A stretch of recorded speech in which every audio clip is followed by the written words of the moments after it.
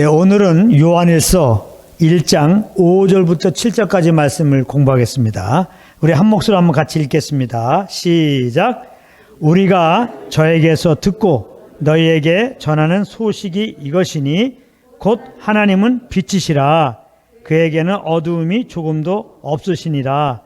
만일 우리가 하나님과 사귐이 있다 하고 어두운 가운데 행하면 거짓말을 하고 진리를 행치 아니함이거니와 저가 빛 가운데 계신 것 같이 우리도 빛 가운데 행하면 우리가 서로 사귐이 있고 그 아들 예수의 피가 우리를 모든 죄에서 깨끗하게 하실 것이요. 아멘. 오늘 이 말씀을 공부하도록 하겠습니다.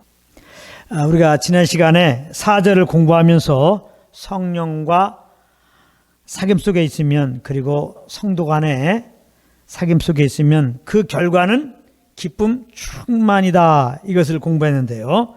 오늘 본문은 이 사귐의 결과가 또한 우리 삶에 어떤 영향을 주는지에 대하여 말씀하고 있는 것입니다.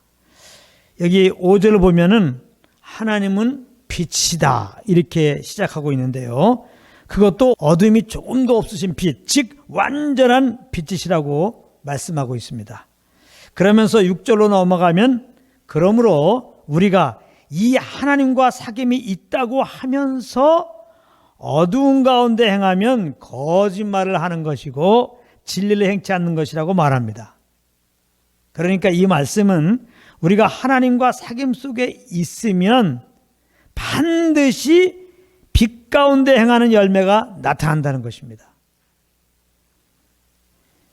여기서 우리는 누구를 말하는 것입니까? 믿는 자들을 말하는 거예요. 하나님의 은혜로 말미암아 구주 예수를 믿고 거듭난 자들을 말하는 것입니다. 이 거듭난 자들은 사실 어두운 가운데 행하면 안 되는 것입니다. 왜냐하면 믿는 자들은 그리스도 안에서 빛이 되었기 때문입니다. 그래서 믿는 자들은 마땅히 빛 가운데 행해야 되는 것입니다. 에베소 5장 8절입니다. 너희가 전에는, 예수 믿기 전에는 그 말입니다. 너희가 전에는 어둠이더니 이제는 주 안에서 빛이라, 빛의 자녀들처럼 행하라, 이렇게 말씀하고 있습니다. 예수 믿기 전에는 어둠이니까 어둠 가운데 행했다는 거예요. 그런데 하나님의 은혜로 예수 믿었다면 이제 우리는 그리스도 안에서 빛이 되었다는 겁니다. 그러니까 하나님의 은혜로 예수 믿고 구원받은 자들은 빛의 자녀처럼 행해야 된다는 겁니다. 데살로니가전서 5장 5절에 보면 이런 말씀이 있습니다. 너희는, 여기 너희는 예수 믿고 구원받은 자들입니다. 너희는 다 빛의 아들이요 낮의 아들이라. 우리가 밤이나 어둠에 속하지 아니하나니 그러므로 우리는 다른 이들과 같이 자지 말고 오직 깨어 근신할지라 그랬어요. 예수 믿기 전에 우리는 어둠에 속한 자였습니다. 그래서 어둠 가운데 행한 거예요. 근데 하나님의 은혜로 예수 믿고 구원받았어요. 구원받은 우리들은 누구냐? 빛의 아들이라는 겁니다. 빛의 아들, 낮의 아들이라는 겁니다. 그렇기 때문에 우리는 예수 믿지 않은 자들과 같이 그렇게 어둠 가운데 행하는 것이 맞는 것이 아니고 빛의 자녀처럼 행하는 것이 맞는 것이다. 자지 말고 깨어 근신하는 삶을 사는 것이 맞는 것이다. 지금 그렇게 말씀하고 있는 것입니다. 그렇다면 빛의 자녀처럼 행한다는 것이 무엇일까? 요한일서 2장 9절 10절에 잘 나와 있습니다. 우리가 이제 다음 시간쯤에 공부할 건데요. 여기 보면 빛 가운데 있다 하며 형제를 미워하는 자는 지금까지 어두운 가운데 있는 자요. 그의 형제를 사랑하는 자는 빛 가운데 거하여 자기 속에 거리낌이 없으나 그랬어요. 그러니까 빛 가운데 거한다는 건 뭐예요? 형제를 사랑한다는 겁니다. 어둠 가운데 거한다는 건 뭐예요? 형제를 미워한다는 겁니다. 예수며 구원받은 자들은 빛의 아들이 되었어요. 그렇기 때문에 빛의 아들처럼 살아야 돼요. 빛의 아들처럼 사는 게 뭡니까? 형제를 사랑하며 사는 겁니다. 그러니까 하나님은 빛이다, 이 말은 뭐예요? 하나님은 사랑이시다, 그 말입니다. 우리가 이제 요한일서 뒤쪽에 가면 배웁니다. 하나님은 사랑이시다. 그런데 안타깝지만 믿는 자로서 마땅히 형제를 사랑해야 된다는 것을 알면서도 많은 경우 우리는 그렇게 살지를 못하고 있습니다. 왜 그럴까요? 우리가 연약해서 그런 것입니다. 마태복음 26장 41절에 보면은 예수님이 제자들에게 이런 말씀하십니다. 마음은 원이로되 육신이 약하도다. 이렇게 표현하고 있습니다. 그렇다면 어떻게 해야 빛의 자녀들처럼 마땅히 형제를 사랑할 수 있겠습니까? 거기에 대한 답이 6절 말씀인 겁니다. 제가 한번 6절 말씀을 다시 읽겠습니다. 만일 우리가 하나님과 사귐이 있다 하고 어두운 가운데 행하면 거짓말을 하고 진리를 행치 아니함이거니와, 이렇게 되어 있습니다. 하나님과 사귐이 없으니 어둠 가운데 행하게 되는 것이라는 말은, 빛 가운데 행하는 것은 오직 하나님과 사귐 가운데 있어야 된다는 말인 것이죠. 그래서 하나님과 사귐 가운데 있는 게 이렇게 중요한 겁니다. 로마서 8장 14절은 무릇 하나님의 영으로 인도 안 받는 그들은 곧 하나님의 아들이다, 이렇게 말씀하고 있어요. 우리가 은혜로 예수 믿고 구원받을지라도, 그래서 당연히 영의 인도함 받아야 되는데, 영의 인도함을 못 받았어. 그러면 하나님의 아들됨이 취소, 이 말이 아니고, 하나님의 은혜로 하나님의 아들된 자들은 마땅히 우리 안에 계신 하나님의 영의 인도함을 받아야 한다는 거예요. 그래서 예수 믿고 구원받은 우리들이 하나님의 인도함을 받아야지 하나님의 아들답게 산다, 이 말입니다. 그런데 우리가 연약해서 하나님의 영의 인도함을 받지 못할 때가 있잖아요. 그러면 하나님의 아들답게 못 사는 거예요. 그럴 수가 있다는 겁니다. 그러니까 하나님의 영의 인도함을 받는 자리에 우리가 가야죠. 그것이 하나님의 아들답게 사는 것이니까요. 하나님과 사귐이라고 하는 것은 다른 말로 말하자면 하나님의 영으로 인도함을 받는다는 말이에요. 이거 잘 들으세요. 하나님과 사귐을 갖는다. 이것은 하나님의 영의 인도함 받는다, 그 말입니다. 왜냐하면 영의 인도함을 받지 않으면 하나님과 사귐이 단절되기 때문에 그렇습니다. 하나님과 사귄다. 이것은 하나님의 영의 인도함 받는다와 같은 말이에요. 하나님과 사귐이 있으니 영의 인도함 받는 것이고, 영의 인도함 받고 있으니 하나님과 사귐 가운데 있는 것입니다. 그렇다면 하나님과 사귐 가운데 있으면 왜 빛 가운데 행하게 될까요? 그것은 하나님의 사랑을 알게 되기 때문에 그렇습니다. 그 십자가의 사랑을 지식으로가 아니라 영으로, 생명으로 경험하기 때문에 그렇습니다. 이렇게 우리가 하나님의 사랑을 경험하게 되면 자연스럽게 주님이 우리를 사랑하신 그 사랑으로 형제를 사랑하고자 하는 소원함이 내 속에서부터 올라와요. 이 소원함은 성령께서 주시는 소원함이에요. 성령은 항상 우리로 하나님의 사랑을 알게 하시고 그 사랑이 동기가 되어 형제를 사랑하고자 하는 소원함을 주시는 것입니다. 그러므로 영의 인도함을 받는다는 것은 곧 주님의 사랑으로 형제를 사랑한다는 거예요.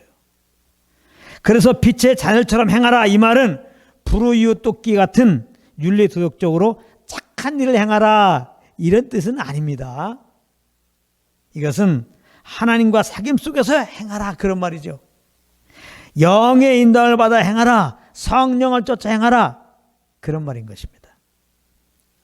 그리고 7절에 보면 저가 빛 가운데 계신 것 같이 우리도 빛 가운데 행하면 우리가 서로 사귐이 있고, 그랬는데 이 말씀은 지난 시간 4절 공부할 때 이미 공부한 내용입니다. 이 말씀의 의미는 우리가 빛 가운데 계신 하나님과 사귐을 가지게 되면 자연스럽게 주님 안의 형제들과 그 경험된 주님을 나누는 사귐을 가지게 된다, 이 말입니다. 우리가 왜 자꾸 이렇게 주 안의 형제들과 모임을 꺼려하고 사귐을 꺼려하는 줄 압니까? 지난 시간에 공부했잖아요. 내가 성령으로 말미암아 동행하는 삶을 갖지 않으니까, 주님과 사귐이 없으니까, 주님을 아는 것이 없으니까 이렇게 주님을 아는 것으로 교제하는 그 모임을 나오기 싫어하는 겁니다. 그 모임에 와서도 교제하는 걸 싫어하는 겁니다. 그러나 반대로 내가 주님과 사귐 속에 있었어요. 성령과 동행하는 삶을 살고 있었어요. 그래서 삶 속에서 나를 이처럼 사랑하시는 하나님의 사랑을 경험했습니다. 예수 그리스도의 은혜를 알았습니다. 이렇게 성령으로 말미암아 예수님을 알게 되면 정말 동일하게 성령과 동행하면서 그 주님을 예배하는 그 예배자들과 함께하고 싶어요. 그리고 그들과 모여가지고 이 경험됨을 나누고 싶어요. 자연스럽게. 그래서 여러분들은 꼭 주님과 동행함으로 주님을 아는 애가 있어서 정말 교제하고 싶어가지고 만나고 싶어가지고 이곳에 달려오는 그런 애가 있기를 바랍니다. 이거는 우리가 지난 시간에 공부했는데요. 그런데 그 다음 말씀이 좀 이해가 되지 않습니다. 제가 그래서 7절 말씀 한번 읽어보겠습니다. 저가 빛 가운데 계신 것 같이 우리도 빛 가운데 행하면 우리가 서로 사귐이 있고, 이건 지금 금방 공부했습니다. 우리가 정말 주님과 사귐 가운데 있으면은, 주님을 그래서 알게 되면은 서로 주 안의 형제들과 이제 교제 가운데 있게 된다는 말이죠. 근데 서로 사귐이 있고 그 아들 예수의 피가 우리를 모든 죄에서 깨끗하게 하실 것이요, 이렇게 말씀을 하셔서 그 아들 예수의 피가 우리를 모든 죄에서 깨끗하게 하시는 것은 우리가 하나님과 사귐을 가져야 되고, 우리가 형제들과 사귐을 가질 때 그 무엇을 보고 하나님이 비로소 그 아들 예수의 피로 우리를 모든 죄에서 깨끗하게 하신다는 그런 뉘앙스로 들릴 수가 있습니다. 여러분들은 어떻습니까? 예수의 피로 우리를 깨끗하게 하나님이 해주는 것이 전제가 있는 것처럼 보입니다. 여기 말씀에 하나님과 사귐을 가져야 한다, 성도 간의 사귐을 가져야 한다. 그럴 때 예수의 피로 너희 모든 죄를 깨끗하게 하마, 이런 의미로 좀 들린다 이 말이에요. 예수의 피로 우리의 모든 죄는 이미 다 사함받았습니다. 이것이 복음으로 보는 관점입니다. 예수의 피로 우리의 모든 죄는 이미 깨끗함을 다 받았어요. 우리는 믿음으로 이미 의롭다함을 받은 자들입니다. 로마서 5장 1절입니다. 여기에 대해서 흔들리면 안 돼요. 그런데 문제는 우리들의 삶이 모든 죄에서 깨끗함을 받은 자의 삶으로 나타나지 못한다는 것입니다. 그렇잖아요. 그럼 어떻게 해야 그런 삶을 살 수 있겠습니까? 그것을 지금 7절은 얘기하고 있는 거예요. 그것은 우리가 하나님과 사귐 가운데 있어야 한다는 거예요. 그것은 주 안에서 성도들과 사귐 가운데 있어야 한다는 겁니다. 이렇게 하나님과 성도들 간의 사귐 속에 있어야 주님의 사랑을 알고 그 사랑 가운데 행함으로 비로소 예수의 피로 모든 죄에서 깨끗함을 받은 자로서 모든 죄에서 깨끗한 삶으로 세상에 나타나게 된다는 그런 말씀인 겁니다. 그러니까 이 7절 말씀은 5절, 6절 말씀을 결론으로 해서 주신 말씀이에요.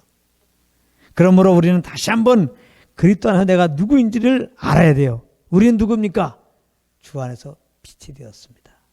그러므로 우리는 어떻게 살아야 됩니까? 빛의 자녀들로 행해야 되는 것입니다. 그러면 그 빛의 자녀로 행하는 것, 그것은 무엇입니까? 하나님과 사귀는 자리에 있어야 되는 겁니다. 성도 간의 사귐 가운데 있어야 되는 겁니다. 그러므로 하나님의 은혜로 빛의 자녀가 된 자로서 빛의 자녀로 행하기 위하여 항상 우리 안에 계신 성령과 교통 가운데 그 사귐 속에서 그 인도함을 따라서 사신 여러분들 되기를 축복합니다.